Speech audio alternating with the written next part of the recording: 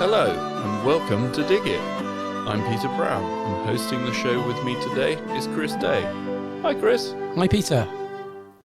So, December in the garden. Getting cold, isn't it, Chris? Bit nippy today, Peter. Yes, nice to see all the leaves are sort of finally coming down off the trees. It's a really late season this year, isn't it? Most definitely, yes. And it's just good to report that, yes, our bare root plants are finally coming in from all the nurseries from across the water and from our UK growers. Yes, it's been a real tricky season, and but we're back on track now, I think, which is good news. Yeah, because normally I'm just thinking sort of bare root and mail order starts to kick off, I always think, around sort of fireworks time. And normally. Sort of beginning in November, but yeah, this year, well, like you say, 3 weeks later than normal. Indeed, and the frosts, of course, are now welcome, because obviously that moves everything on, which, of course, for bare root is essential that we get them into full dormancy before we can go out and plant away.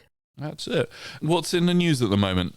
Right, we've got quite a bit to cover, really. Well, coming up, Christmas is on the horizon, isn't it? it is, yeah. Yes, from what we're doing, obviously everywhere, Christmas is definitely there. We're doing the countdown, aren't we? Yeah. So for all those men out there who haven't quite yet got around to starting to think about it, we might need to move. I think so. And the petrol station isn't the last place you need to look. Garden centres have a lot more interesting plants and things to buy for those Christmas stockings, and obviously to treat yourself. Definitely. I always think camellias are great, and they're not a cheap plant, are they? And if you want to give a nice present, a camellia is a lovely present, I always think. But indeed, and hellebores, of course, they're starting to look really good at the garden centre.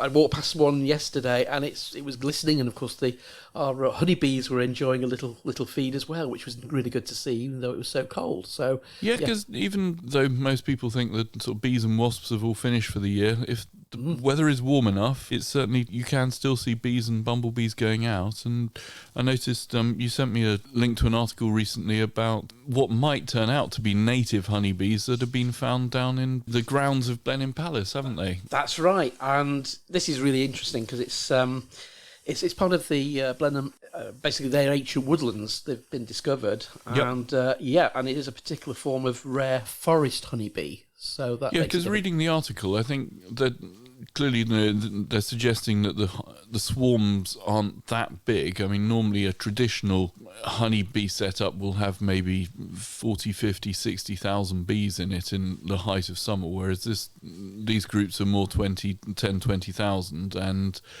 being smaller would certainly indicate that, they may well be a more native group. But, I mean, fundamentally, there are lots of supposedly native bees in this country, and I talked about the fact that I was very hopeful to get some earlier this summer from a source over in Daventry, but unfortunately the graft didn't work, so I didn't get a new queen out. Shame. Our bees are still more sort of domestic bees than native bees, shall I say. But yeah, I think there are hopeful sort of sources of the more native bees, and if they're gentler and kinder and less aggressive, I think that's all good for the bee population as a whole, isn't it? Indeed, most definitely. The other thing which the article sort of mentions, that one of the nests they found was at least 200 years old. Yeah. Which is just incredible, isn't it? So, yeah. Well, with bees, we often see them when they're swarming, which is basically when they're reproducing, and the queen bee will have laid a whole load of eggs, and she takes the first load of bees out and goes off to find a new home and make a new nest, and that's essentially how they breed. So the other thing that happens with that is quite often something called supersedure, where the queen will just lay 1 or 2 queen eggs, and the dominant baby will then take over the hive and essentially keep it going. So potentially any beehive that is left on its own, in a lot of situations, will just continue by itself. It possibly won't be as productive honey-wise as if it's a managed colony, but certainly in nature, bee populations do survive without any interaction with humans. So there's a good chance that there could well be a 200, 300-year-old hive. That's great news. And just literally locally to us here at the garden centre, which is even more encouraging as well. Without a doubt. I'm going to make some more investigations into that subject. And it's National Poinsettia Day. It is, yes. That's traditionally, obviously, it is a bit of an American day, but certainly something we celebrate at the garden centre here. We do put some sort of signs out, and we do wave the flag for our wonderful Christmas plant, which of course is the poinsettia. Yeah, because that's 12th of December, isn't it? It is, yeah. Where do poinsettias come from, Chris? Yeah, so they are a native of Mexico. Okay, because it's not a flower, is it? It's just a leaf that changes. That's correct. So, yeah, it's what they call a bract. So it's a modified leaf, and then, of course, the centre of the poinsettia has those little yellow flowers, which obviously open and sort of disappear quite quickly. And, of course, when you're purchasing your poinsettias at this time of year, when you're going down to the garden centre, it's always worth, if you can, make sure those flower buds are in place or intact. Or quite small, because then you know that the plant's quite young. Right. So it's almost like a form of aging, if you like, for the poinsettia plant. You know that it's a youngster and it's going to have a longer shelf life on your window ledge. Okay, because do the leaves, as they get older, they change back to being green, do they? Or yeah, what sort of happens is you get the bracts obviously form, and that can be yellow, pale cream, red, sort of orange now. There's even pink varieties. Yeah, because historically they always used to be red. They did. Like you say, now there's all the sort of cream varieties that you see, and they're a bit different. I prefer the red ones, most personally. Yeah. Traditionalists will go for the red, and obviously different shades and sort of wavy patterned bracts as well. But yes, what usually happens in the spring or after Christmas is you get new leaves forming in the middle, which of course then become green. Okay. And then obviously the plant continues to grow. But the thing with poinsettias is if you want to get it into producing that bloom of new bracts for next December, you have to be quite drastic with the secateurs, and you have to prune the plant back quite harsh to get all new growth from the base of the plant, just like you would if you were putting a good old hedging plant in or a young little fruit tree. You've got to try and create a framework of stems during the summer of 2022 to get yourself some really nice bracts for next Christmas. Okay, and are you looking, you say cut it back really hard, are we talking sort of in half, are we talking even more drastic than that, or? I would say, yes, take it back down by probably 2/3, so you're leaving a third. Okay. Yeah, so really take all of the red growth off and get it right back to those basal sort of sprouts and shoots, and then it'll come through. And is it to do with the sort of lighting hours that make them go red, or is it just the time of year and... Poinsettias flower naturally on low light days, so that's why the flowers or the bracts initiate during the autumn months. So that's why when you try and maybe try to re-bract your plant at home, artificial lighting will obviously affect the plant. So the traditional way is from September, you put the plant in a dark spot at 4 p.m. in the afternoon, and you take it out at 8 a.m. in the morning, and you do that basically right through the month of probably October, early November. And then, of course, that will then initiate. And what happens is the top of the plant goes very pale in colour, quite an almost chlorotic green. Right. That chlorotic green then becomes the colour of the bract. Red. It's quite a clever little trick. And, of course, commercially they use, in the greenhouses, they'll put what they call like a thermal blanket will come across the plants in the evening, a thermal screen. Yep. And that will then obviously keep the heat in, but also keep the light out. Because obviously things like street lights can obviously affect poinsettias. They're very sensitive plants are poinsettias. Okay, so if you've got a nice warm airing cupboard, or not a warm one, but a sort of house temperature airing cupboard, putting it away and dark, put it away in the late afternoon and bring it out the next morning. Yeah, and it's something worth doing. I mean, everybody should have a go. If you're really feeling quite green fingered, it's quite a challenge. But actually, once you've done it, you probably won't want to do it again. To be honest with you, but it's great fun. Brilliant. Thanks, Chris. So our Christmas trees arrived, last week, wasn't it, Chris? Very nice too.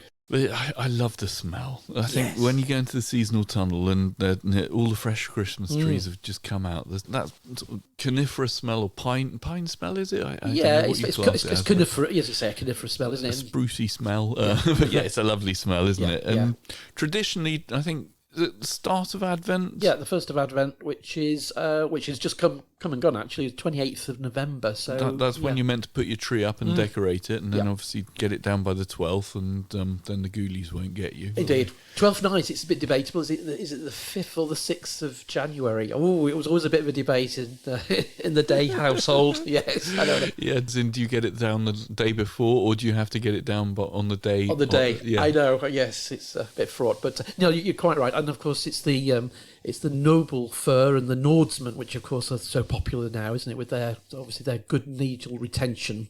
Yeah, because I mean, personally, I know it's a bit of a faff because I mean, I always have a Nordman, and as much as they're meant to be better for not dropping needles, they still drop needles, don't they? And they do, yes.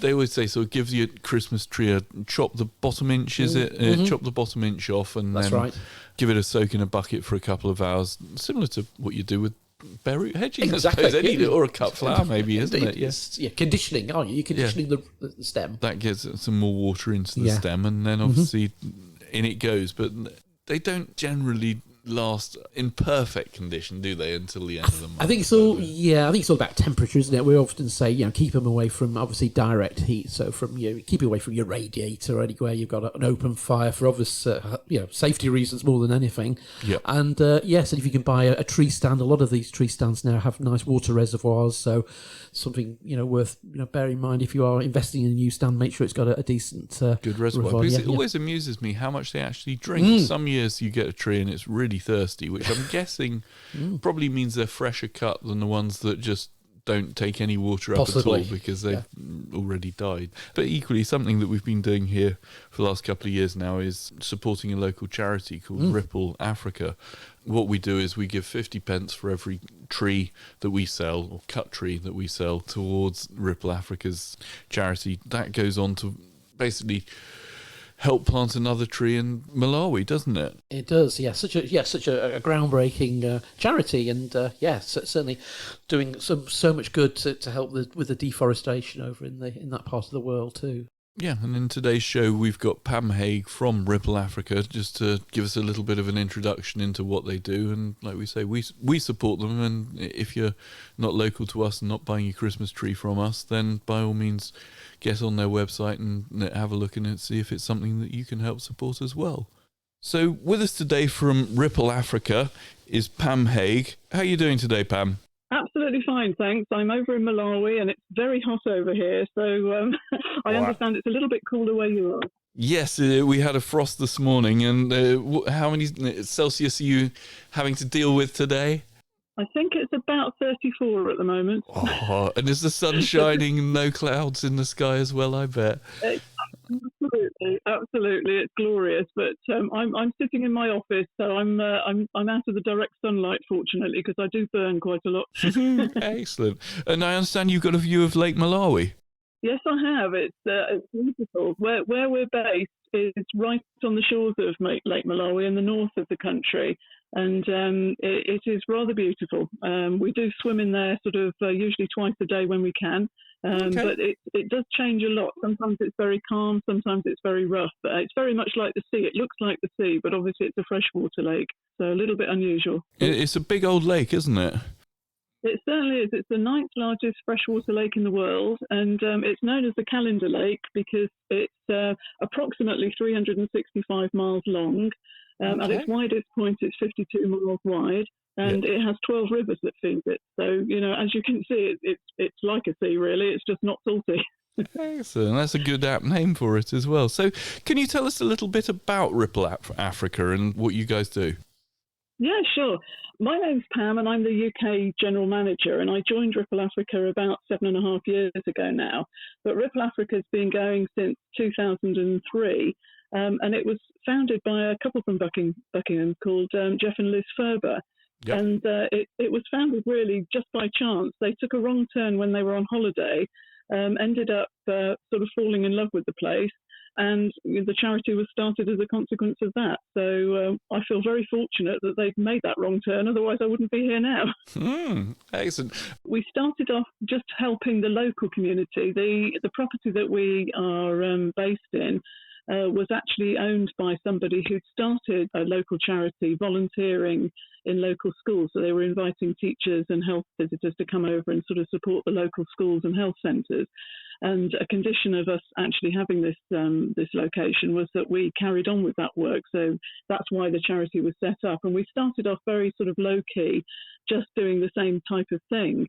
But as we got to know the local community better, we realised that the problems that Malawi faces are huge, and they're much wider spread than just sort of supporting a few local schools. I mean, we still do a lot of local support, but we've spread now into many more environmental projects which cover vast areas of Malawi.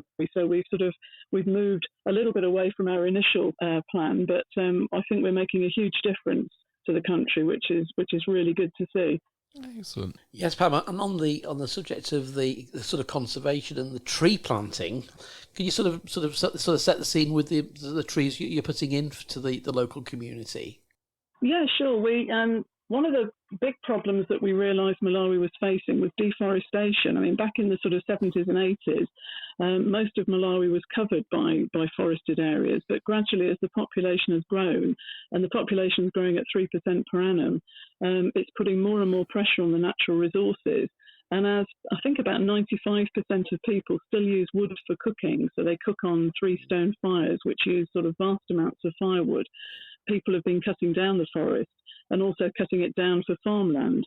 So, the trouble is once you cut down an existing tree which has spent 50 years growing, it's quite difficult to actually replace it. Of course. So we've combined our tree planting project with a fuel-efficient cook stove project, which burns only a third of the amount of wood of the traditional 3-stone fire, and also with forest conservation. So we're helping communities that live around the forested areas to actually conserve the remaining forest, to stop people chopping the trees down, and to allow natural regeneration to take place. So it's sort of a bit of a mixture, but we feel that the three projects together work really well to sort of tackle the big problem of deforestation in Malawi. Yes. So up to now, we've planted, I think we started tree planting in 2004, and we've planted over 17 million trees.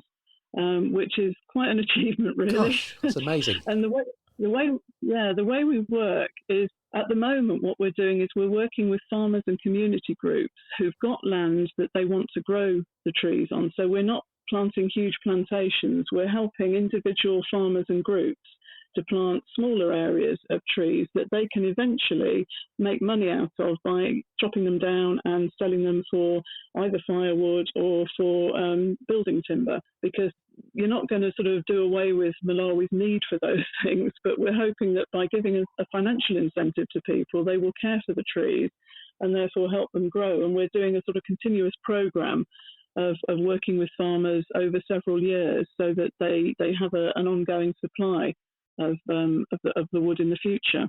Wow, that is 17 million trees. That's an awful, amazing. That's a huge area, isn't it? That's brilliant. And when you're planting these trees, Pam, are you planting them sort of in corridors or going to specific areas that have got big deforestation problems, or how does that work? Yeah, the way we work is we're obviously working in areas where there has been major deforestation, but we're working with individual farmers or community groups. So they have a certain area that they have available to plant, and often it's scrubland that's not really being used for anything else. And we will then work with them to assess how many trees we can eventually help them to plant out in that area, and then that's the number of seedlings they get. So it's not sort of formal corridors, but it is smaller plots in lots and lots of different areas. So we're working, I think, with about 4,500 different groups, community groups and farmers. Yep. Around the areas of the worst deforestation. And, by sort of donating to our tree planting project, we plant one tree, but the money that you give us also allows us to save 2 other trees through our forest conservation project. So it's a sort of, multifunctional project, if you like. Because if you can stop people chopping down the existing forest, then the areas that have been deforested are allowed to naturally regenerate, which I think is probably the best way for things to happen. Because if we were planting indigenous trees, we plant mainly pine and eucalyptus because they're actually fast growing. And we do a certain number of indigenous varieties as well, and also fruit trees. But we're looking for trees that will grow quickly and will grow straight, because those have got an economic value for farmers. And therefore, there's more incentive for them to care for them well. So, that tends to be the way we work. Okay. And the tree, so you're planting essentially trees that will then go on to make timber for building houses more than timber for firewood, or is that sort of the indigenous ones are growing for firewood and pines, and they're for more. No, we've got a mixture of trees. I mean, we grow fast-growing varieties like Senecio mea, which can be coppiced for firewood. And in fact, the particular type of pine that we're planting mainly can also be coppiced. So the branches can be cut off as the tree is growing, and those can then be used for firewood. So it's sort of stopping, sort of existing trees being killed for firewood. We're still having a live tree, but we're also providing the firewood that people need, which is brilliant. That's great.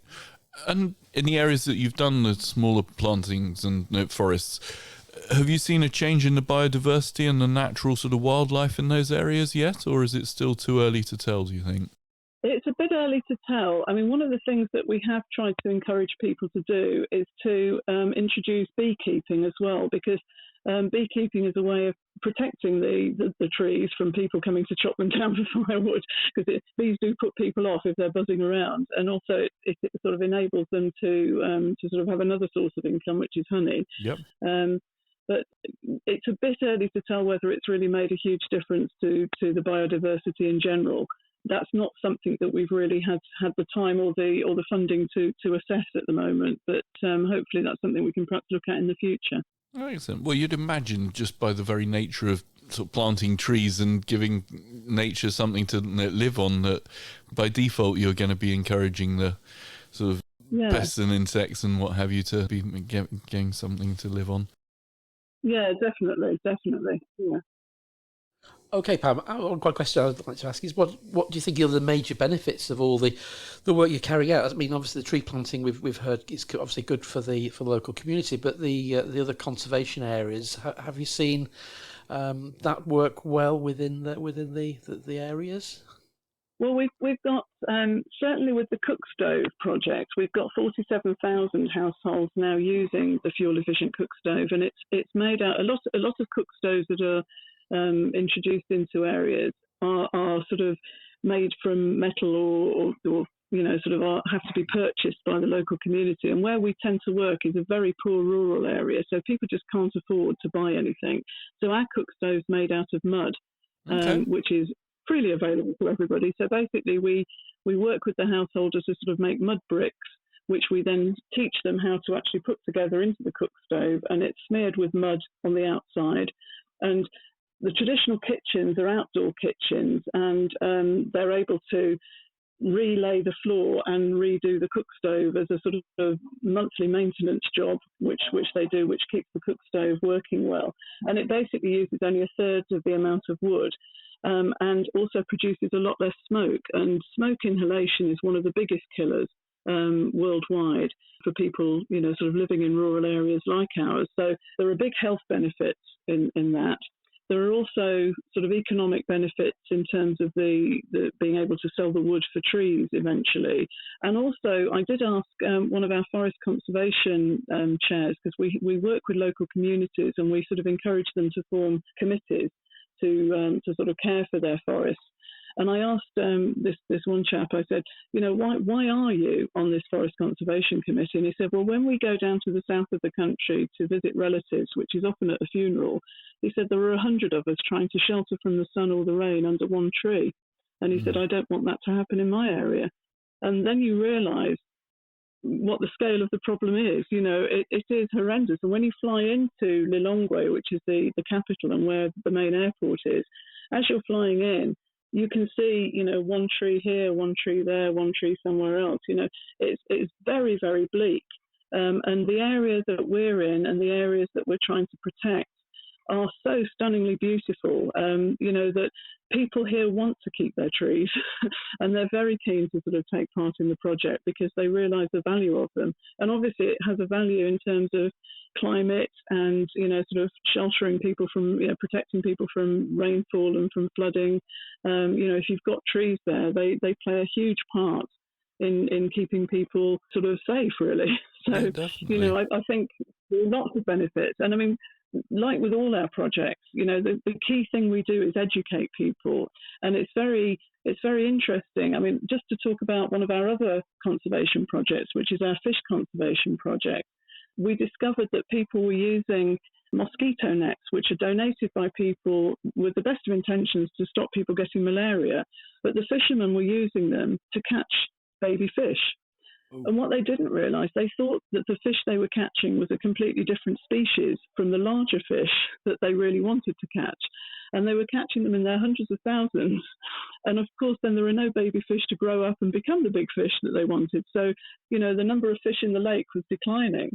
And when we sort of pointed out to them that actually you're catching the fish that can go on to sort of produce 300 young each, and that's going to keep increasing the number of fish in the lake for your children and for your grandchildren, they are now protecting those breeding areas, and we're stopping people from using mosquito nets. So it's very much about educating the community, working closely with the community. And that's one of the strengths that we have, I think. All of our projects arise because we've got to know people, we understand their problems, we help them to come up with very easy and simple solutions to the problems, which is why I think they work so well. It's things that people want rather than things that, sort of we come in and we say we think they want. We know that the projects are good because they've asked us for them. So as many of you may know, in the last couple of years, we've been supporting Ripple by, if you buy a Christmas tree or if you buy your cut Christmas tree from us, we donate 50p of the purchase price towards Ripple Africa, and that obviously goes on to help them plant another tree out in Africa. But Pam, where does the majority of your funding come from, and where are the greatest sources of income for you as a charity? Well, it's an interesting question because most charities face the same problem with fundraising, and we're having to sort of look at lots of different ways of getting money in. And the fact that you're supporting our tree planting project is absolutely fantastic, and we're incredibly grateful to people who are sort of helping us to do this. Basically, it's a mixture of we get grants from sort of trusts and foundations, and that's very much what I spend a lot of my time doing, which is applying to large funders for money. But we're increasingly trying to attract more funding from corporate donors because most corporates companies are now looking to do something good with their money as well as sort of making profits for themselves. And we're finding more and more people are keen to get involved with charities, particularly environmental charities like ours. And we've got quite a few quite loyal companies who are supporting us in that way. And then also individuals. We've got a lot of individuals who donate monthly towards either our preschools that we run or to help us build new school buildings for the primary schools or to help with our environmental projects as well. So it's a real mixture. And, the great thing about working with people like yourselves is it's helping us to get the message out there that we exist, because I think a lot of people don't realise we're here and they don't realise we're based in Buckingham. And so it's really brilliant that the message is getting out to people. And we just encourage anybody who's interested at all in what we do to come onto our website, which is www.rippleafrica.org, and have a look at what we do and see whether they might be interested in helping us as well. And, the more the merrier, really. It's lovely. We're like a big family. All our supporters are like a family, and we like to keep in touch with people. So really that's one of the really nice things about working with people. Yeah, because it's a really good website as well. It's nice and colourful and tells. That's where I've learnt all about you guys. And obviously, as a garden centre, each year we like to support a charity that's relevant to our customers. And obviously, I found when I was searching a couple of years ago, we came across you guys, and I had no idea you're based in Buckingham. But from my understanding, you've got a relatively small office in Buckingham on the industrial estate, but the majority, you've got a big old workforce out there in Malawi, haven't you? We certainly have. We've got nearly 150 staff out here, all local Malawian people that we've recruited and we've worked with over the years. And they're like my family. And this is the first time I've been able to see them all. Well, not all of them, some of them, in the last 2 years. And it's just wonderful to be back here. Normally we're in Buckingham for the bulk of the year, but we try and get out here at least twice a year to sort of meet with the managers that we're working with here, and to, make sure the projects are going well, and to get reports back for our donors. So it's brilliant to be here. Excellent. So we'd encourage our customers to get onto rippleafrica.org and maybe learn a bit more about you. And thank you very much for your time today, Pam. It's been great talking with you. Well, thanks so much for inviting me. It's been fun talking to you. I love talking about what we do because I'm just so passionate about it. So it's lovely to have an opportunity. Thanks so much. Thanks, Pam. Thank you. So in the news this week, I noticed gene editing and the fact that we're going to be potentially doing something to genes in plants as we're now out of Brexit. I mean, do you know anything about this, Chris? No. Do you understand what it's all about? I don't, Peter. It's a bit of a new territory for me, and perhaps it might need a little bit of further investigation. Definitely. I'm guessing they're sort of taking bits out of the DNA, but like you, I really don't know much about it. But equally, I also noticed that the first Brownlee apple tree is not doing well, is it? Yeah, talking about genes, this is the original Brownlee, as you say, over down in Nottinghamshire. And of course, it's been around for 200 years, this tree. And of course, as far as gardeners are concerned, certainly if you buy your apple trees, you're probably all familiar with the Brownlee in the catalogues. Certainly we sell it, but you can also buy the variant called Brownlee Original. Is that different then? It is. So the Brownlee Original, does that stem from this one up in Nottinghamshire, and that's the other link. one is okay. So genetically, it's from that tree. So obviously, the more you graft, you effectively dilute or you weaken the original variety. Right. So the whole idea of introducing the original cyanwood, the original material from this tree, was to reintroduce better quality Brownlees into commerce. Okay, that's interesting, because I'd always assumed that sort of you graft a tree and sort of cut a bit of the stem off and stick it to a new rootstock and off you go. But yeah, I suppose if you're doing that time and time again, eventually there is a chance that the genetics change, isn't there? Yeah, and I think it's because you're effectively cloning, you will have a slight change. And of course, just to reintroduce original stock basically freshens up and reinvigorates that stock. So yeah, the Brownlee, unfortunately, it's suffering from all sorts of things. Honey fungus, I think they were saying in the report in Garden News magazine that half of it, that they did a radar study back in 2019, and half the root system was effectively alive, but the other half was dead.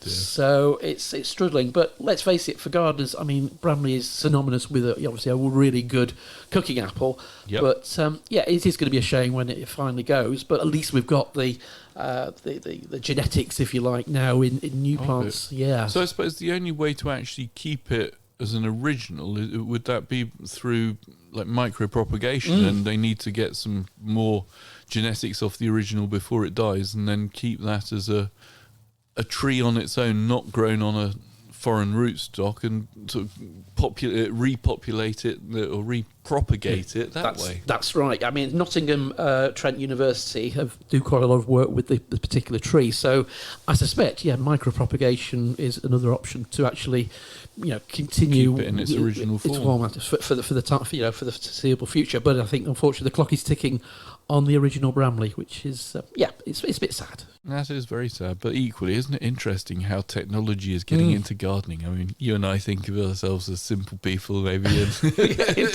now we're doing these podcasts, and micropropagation is brilliant. It is fantastic. Yes, Peter. So we've been chatting about propagation as far as increasing our fruit trees, but of course now is a great time to start doing some hardwood cuttings in the garden, and this means that we can propagate so many popular shrubs, things like your deutzias, your dogwoods, and your ribes, your flowering currants, obviously your roses. I mean, roses actually propagate really well from hardwood cuttings. Right. So the process is really quite straightforward. You need to find sort of pencil thickness stems, around about 9 inches long, 23 centimetres. And then you would basically make sure you can recognise the top and the bottom of the cutting you've made. So I always cut the bottom of the cutting nice and straight. So just below a node, that's where your leaves would have been this year.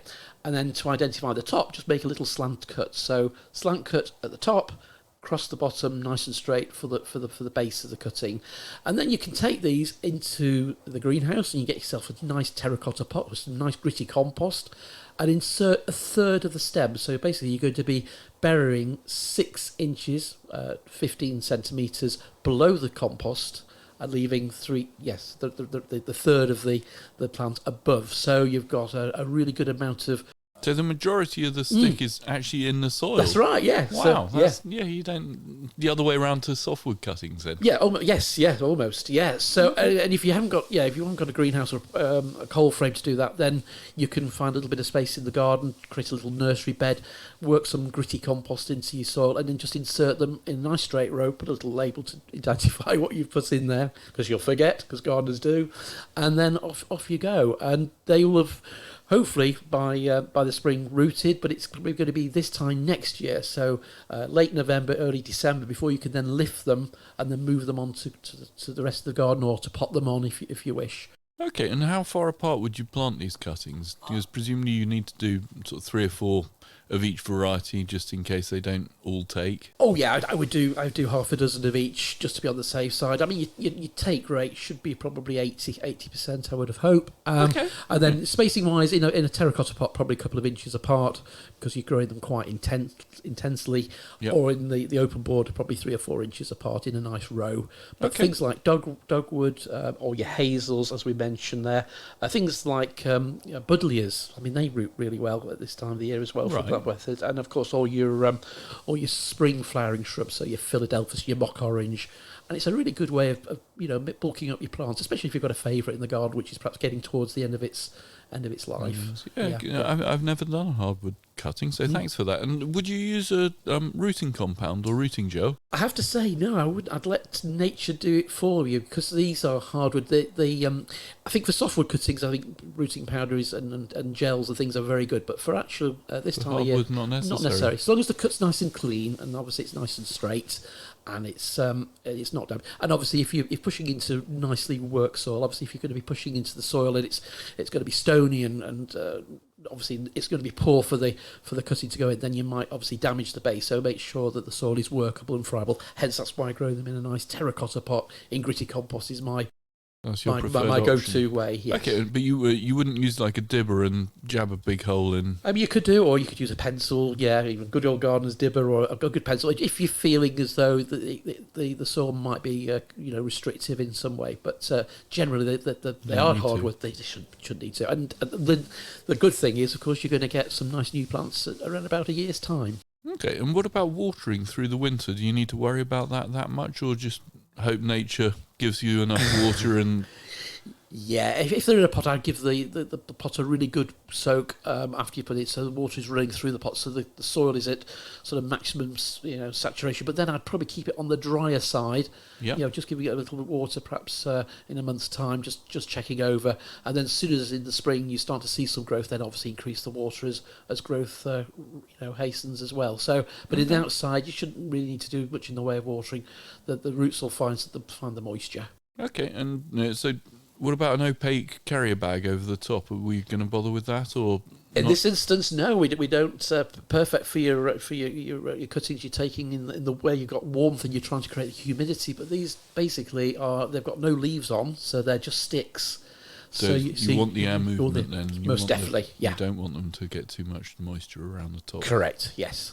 Excellent. Okay, well, I might give that one a go then. Thanks, Chris. Pleasure. There's another job I think is always worth reminding people to do is clearing out their bird baths of ice. Because obviously if it's a really hard winter and all the lakes around you and the canals and rivers are sort of frozen, the birds really struggle to find natural sources of water. And I can always remember my grandmother used to religiously take a sort of hot water out from the kettle in the kitchen out to her bird bath and defrost her bird baths, and it was amazing.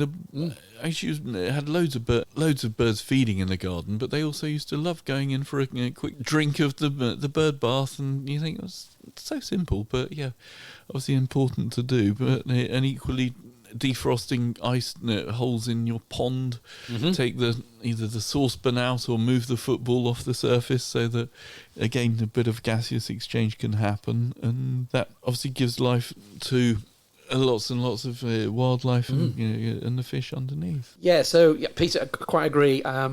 Bird baths are essential. Of course, especially if we're giving our birds so much feed at this time of the year, we're putting those. Yeah, they need a bit of water to wash it all down with. Yeah, all that protein and from the seeds and the nuts and of course the fat balls too. But another little job as well, of course, is the effects of frost on a lot of our vegetables at this time of the year. I'm not a massive Brussels sprouts fan. However, I'm not. No, although I had some actually last night. Believe it or not, so I can't say that. But no, and the reason I sort of like them now is that I think going back to this sort of genetic modifications, they have got sweeter over the years. Most definitely, yeah. I know. I watched a program a year or so ago that was touching on this very subject and the fact that the seeds that we're growing today are nothing like the ones that we used to grow 20, 30, 40 years ago. And the bitterness has been, I won't say totally bred out of them, but it certainly has, that they're a lot milder in flavour now. And I know my grandfather was always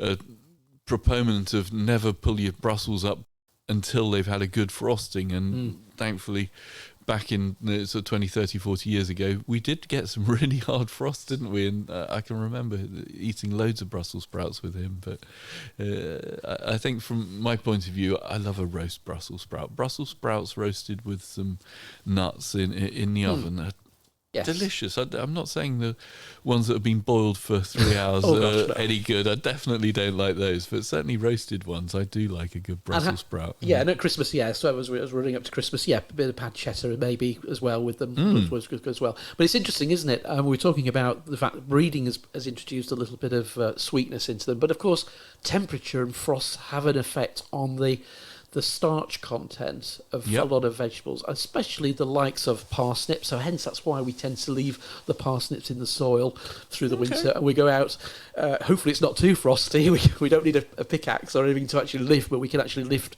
where the action of the frost has broken that starch down into sugars.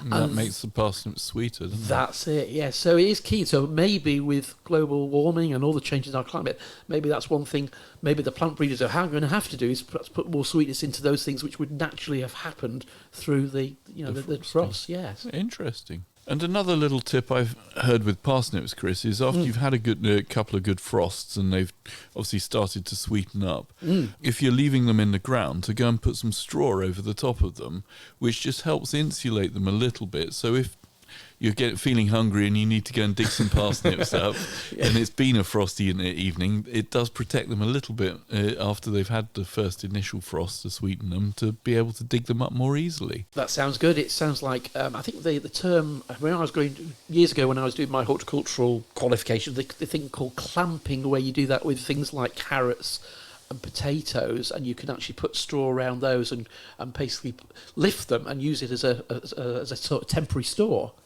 Right, okay. But of course, using the straw, and so you can access your crop easily. Obviously, we've moved on a little bit as well, but I think with carrots particularly, they are quite difficult to lift at the best of times, aren't they? Well, certainly mine can be. So anything which is going to ease the issue and make them more accessible in those colder days. Would be so more. If you've got some straw lying around that you need to get rid, well, I guess it's a good mulch as well, in the sense of it breaks down and it helps improve the soil the next year anyway, doesn't it? Yeah, potentially, yes.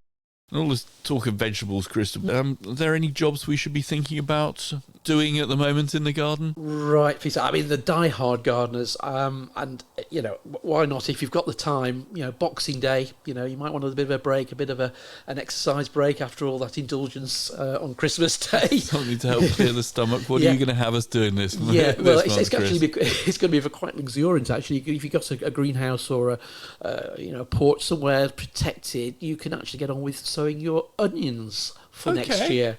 Exhibition onions, that would be, but normal good old dinner plate onions, perfectly fine. So get yourself some good seed, have those ready, and that's the traditional job for a Boxing Day. So why not keep up at the tradition if you're planning to grow onions this coming year? Perfect opportunity. And like you say, it gets you away from the telly and up and out. And, it does. It gets a bit of exercise and movement going, doesn't it? So it's always good. Yeah, you can enjoy the rest of your garden and just catch up on those other jobs. Maybe just topping up the bird feeders and making sure that water's in the bird baths. Yeah, because last month we were talking about the In fact, your new toy.